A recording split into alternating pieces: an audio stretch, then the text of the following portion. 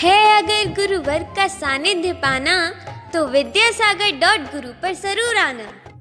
है अहिंसा परमो धर्म की आचार्य गुरुवर श्री ज्ञान सागर मुनि महाराज की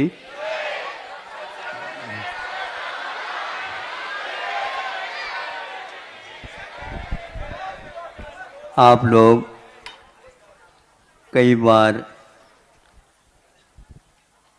उस दृश्य से अवगत होंगे जहाँ पर आप चल रहे हों और बीच में नदी आ गई हो और वो नदी के ऊपर पुल तो है किंतु वह रेल की। ऐसी स्थिति में क्या होता है, और राजस्थान से मध्य प्रदेश की ओर आते समय एक ऐसा स्थान जहाँ पर यह दृश्य उपस्थित हुआ, हमें पार करना है। और वह एक प्रकार से उसका नाम है नदी का पार्वती, और रेल की वह पुल है। इसमें ध्यान रखना पड़ता है, वह रास्ता नहीं रहता, बहुत संकीर्ण रास्ता रहता। अब मान लीजिए गाड़ी आ गई तो क्या होगा, तो पहले पूछताछ कर लिया कि कैसे व्यवस्था है। दो स्थान है उसके बीच में, वहाँ पर आप उसका उपयोग कर सकते हैं। बहुत अच्छी बात है। पास से गाड़ी निकलेगी और विपरीत दिशा से निकलेगी, सामने से आएगी, पार करेगी। वह भी पार कर रही है और हम भी पार कर रहे हैं। जो ही वह उस स्थान पर आ गई, उस समय वह थोड़ी सी नीचे उतर करके वहाँ पर 2-3-4 व्यक्तियों को रुकने के, खड़े होने के, बैठने के लिए नहीं, खड़े खड़े हो करके। और उस समय भी खड़े होते समय नीचे की ओर देखोगे तो चक्कर की संभावना बनी रहती है। जल भी दिखता है और अपार खाई भी दिखती है। तो वहाँ पर खड़ा होना है। अब पूरी की पूरी वह रेल अब पार होगी। मान लीजिए 50-60 यदि डिब्बे हैं और बड़ी बड़ी मालगाड़ी, तो हमारी भी तो मालगाड़ी है, रत्नत्रय की गाड़ी है, भरी हुई है। तो वह निकल गई। फिर वहाँ से पुनः पूरे रास्ते पर हम आ गए। सोच चला, यह स्थान जो खड़े हो गया था, खड़े होने के लिए, वह 6ठा गुणस्थान है। और 7वें गुणस्थान में चलते रहे थे हम। ये 6ठे गुणस्थान से नीचे आए तो गड़बड़, असंयम में चला जाता। सुन रहे हो आप लोग? असंयम भले बोल के संयम की बात तो सुनो।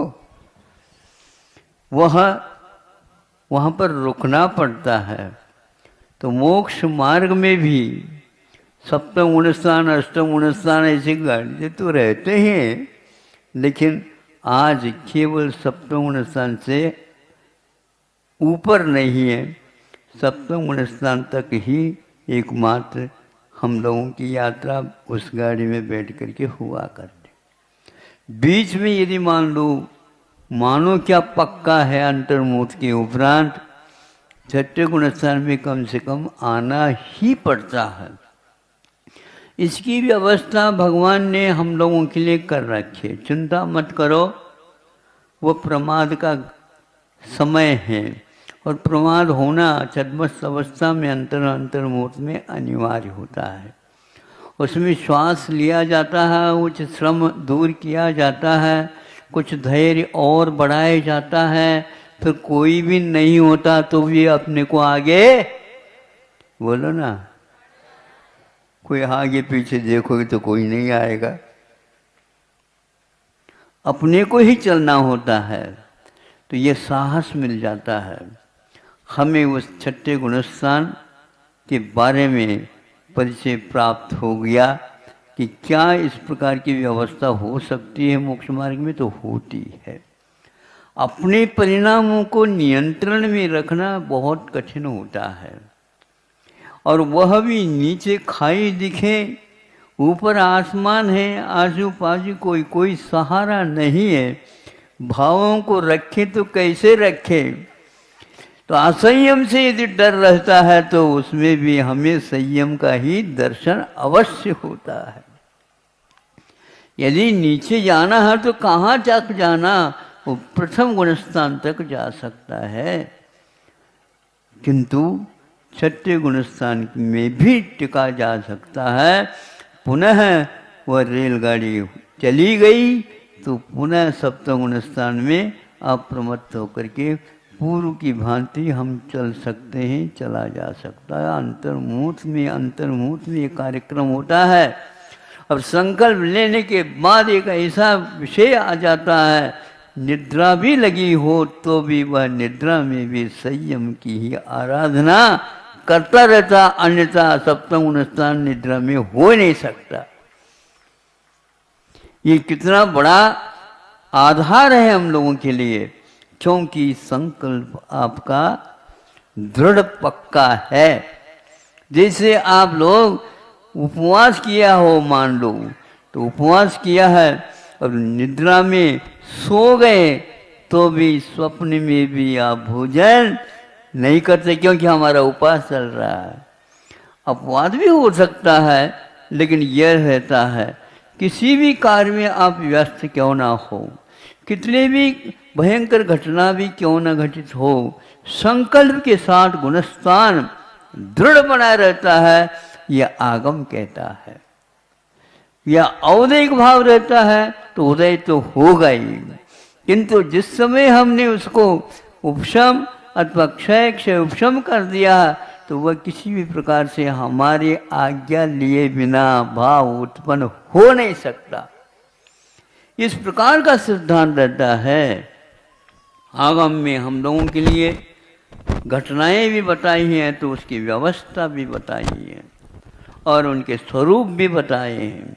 इन सब को ग्रंथों के साथ तुलना करने से प्रयोग के काल में बहुत कुछ अनुभव और दृढ़ हो जाते हैं।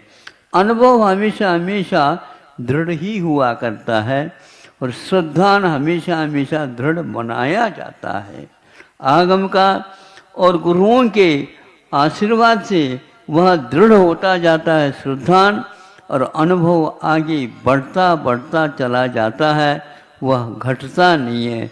क्योंकि एक बार शोध करते हैं तो वह दूसरे और आगे के लिए तो वह कारण बनता है, किंतु नीचे के लिए नहीं आता। श्रद्धान में ऐसा एकांत नहीं है। श्रद्धान में औदैक भी हो सकता, क्षयोपशमिक भी हो सकता, अक्षायिक भी हो सकता, सभी प्रकार के दरवाजा घटे रहते हैं। यह चारित्र को ही जाता है श्रेय, सम्यक दर्शन को परमावरण के रूप में परिवर्तित कर देता है। क्षायिक सम्यक दर्शन हो करके भी चारित्र के सहारे से ही वह परमावगाढ़ के रूप में परिवर्तित हो जाता है। अकेला क्षायिक सम्यक दर्शन कभी चारित्र को परमावगाढ़ तक ले जा नहीं सकता, क्योंकि उसका वो पथ इसी प्रकार का है। वह रास्ता नहीं है, किंतु वह श्रद्धान है। किंतु श्रद्धान के साथ साथ ये चारित्र है तो वह रास्ता बना देता है। इसलिए चारित्रम खलु धम्मो आचार्य कुंद ने घोषणा की है। समय ज़्यादा हो रहा है, इसलिए इतना पर्याप्त समझता हूँ। आप पार्वती नदी की घटना अवश्य याद रखें। अहिंसा परमो धर्म की। सूरत से धर्मचंद जी, मनीष कुमार जी बस